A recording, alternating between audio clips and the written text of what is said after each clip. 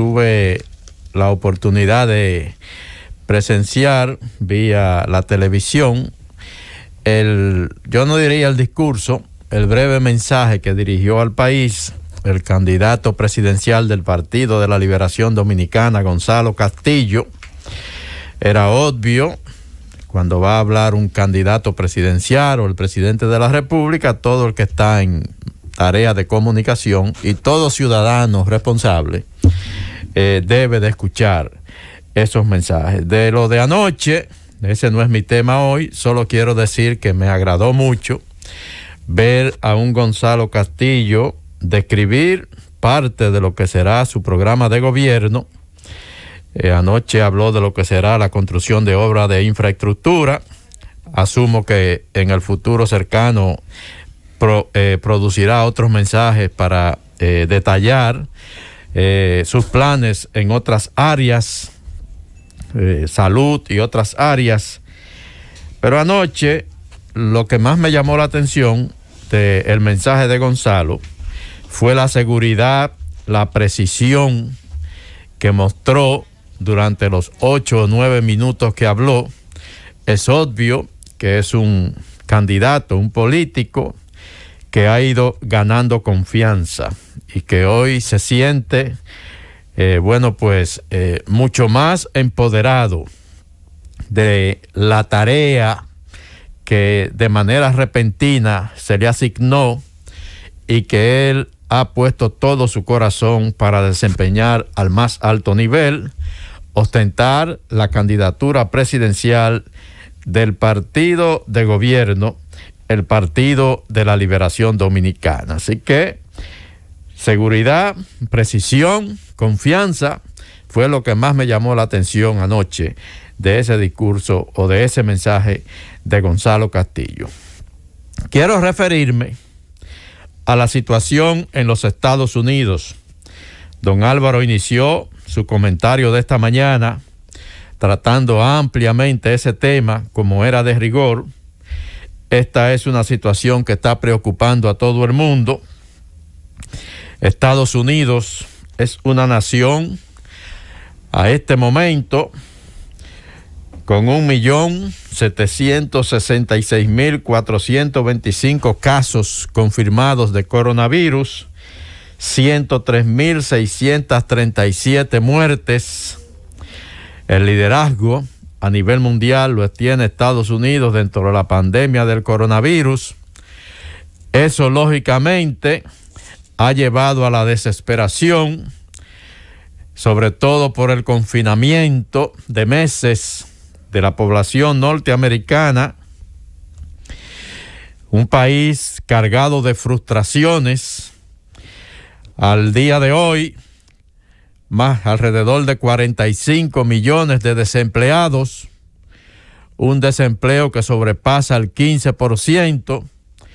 Lógicamente es un caldo de cultivo que colocó ahí la mecha lista para que solo llegara la chispa que se necesitaba para encenderla y desencadenar toda esta situación que ya sobrepasó el rango de la protesta y del descontento y se ha convertido prácticamente en un estallido social. Hay más de 50 ciudades principales a lo largo y ancho de Estados Unidos viviendo a este momento en el toque de queda.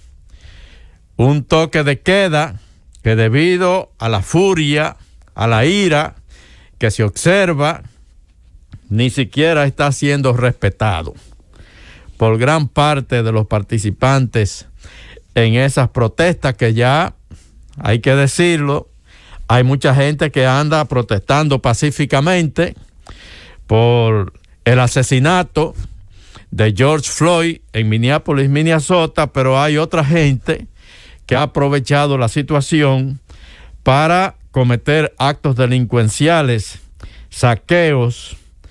Anoche, en Nueva York, las tiendas de la Quinta Avenida, de la Sexta Avenida, de Madison Avenue, fueron saqueadas, las vitrinas destruidas.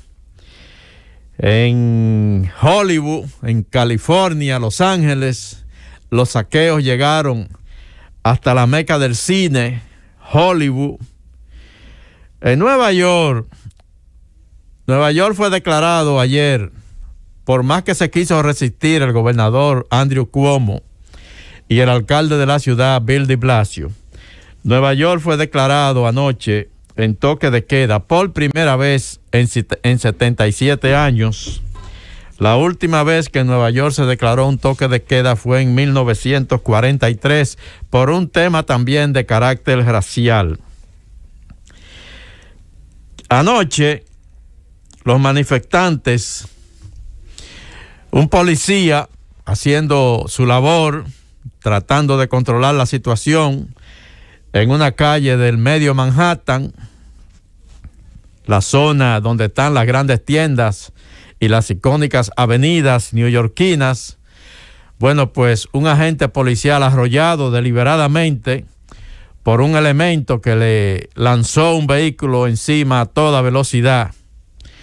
Otro agente en el condado del Bronx, agredido deliberadamente por un grupo de personas que lo tiraron al suelo y prácticamente le propinaron una paliza. Y así estaba anoche en Nueva York. Y por eso la declaratoria del toque de queda por primera vez en 77 años. Dice el presidente Donald Trump que no descarta lanzar el ejército a esos estados donde los gobernadores y alcaldes se niegan o tienen deficiencia para contrarrestar los altos niveles de violencia que hay. Y yo pienso que el tema de Floyd, más que un problema que tiene que ver, Rosendo, con esa ira colectiva, porque es una ira colectiva, sí, y esa ira de las masas se expresan en diferentes manifestaciones. Muchos en su casa orando, otros protestando, pero siempre hay una parte anárquica en todo proceso, y eso ha ocurrido en toda parte del mundo. Sin embargo, yo pienso que es una gran oportunidad para los Estados Unidos de entender que esa es la gota que rebosó el vaso, y que Floyd, lo que está ocurriendo en Estados Unidos no es por Floyd, es por la cantidad de Floyd que, como él, sufren día a día los abusos policiales, no solamente afrodescendientes, sino hispanos, sino también incluso muchos americanos, sí, aunque en menor proporción. Digo americanos, no, perdón, anglosajones, blancos, ¿verdad? Claro. Cuando decíamos que el mundo está al pendiente de lo que está pasando en Estados Unidos, es porque en ese país vive por lo menos una familia de cada confín del mundo. No hay lugar del mundo que no tenga por lo menos una familia viviendo en los Estados Unidos. Si ustedes quieren ver, por ejemplo, en la actualidad, el presidente de ese país proviene de Alemania, sus ancestros son alemanes, y la señora que es la primera dama es una inmigrante reciente de la Europa del Este, de Eslovenia. Llegó a Estados Unidos hace pocos años a probar suerte y ha terminado como primera dama de ese país. Ese es Estados Unidos. Ahora, lo peor en este momento, o a este momento, es que Estados Unidos está sin dirección. El presidente de ese país, Donald Trump, frente a la crisis, no ha hecho nada de lo que un presidente debe hacer, pero ha hecho todo lo que un presidente no debe hacer para liderar una nación como esa en un momento como el que está viviendo Estados Unidos. Sus asesores se han dividido incluso en cómo enfrentar esta situación.